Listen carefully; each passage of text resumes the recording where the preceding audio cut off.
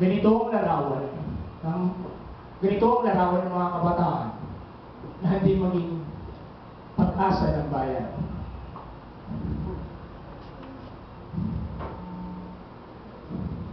Ika nga ni Rizal, ang kabataan, ang pag-asa ng bayan. E paano kung ganito sila ngayon?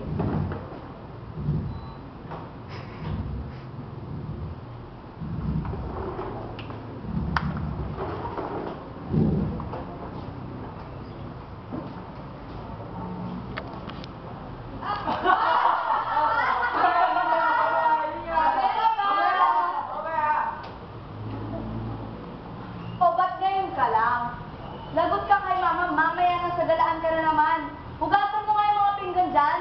Ay, ayaw ko dito sa bahay, puro kayo utos. Sige, umalis ka. Di ka namin kailangan dito.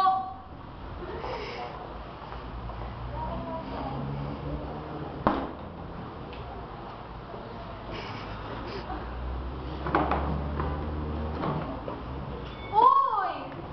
Bakit di ka na nagtitek? Tinatawagan kita. Naka-off yung phone mo. Ano problema mo? Nakakahirita ka na kung basta ka para ang nanay ko. Girlfriend lang naman kita. Ako nga pala gusto kong malaman mo, simula ngayon hindi na kita girlfriend. Break na tayo. Break na kami.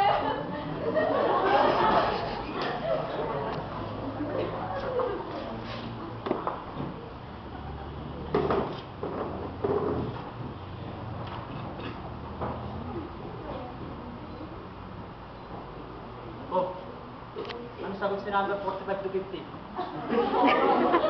Uy! No! Sige, ganyan ka na ha. Wala akong makisama, mamaya ka sa akin.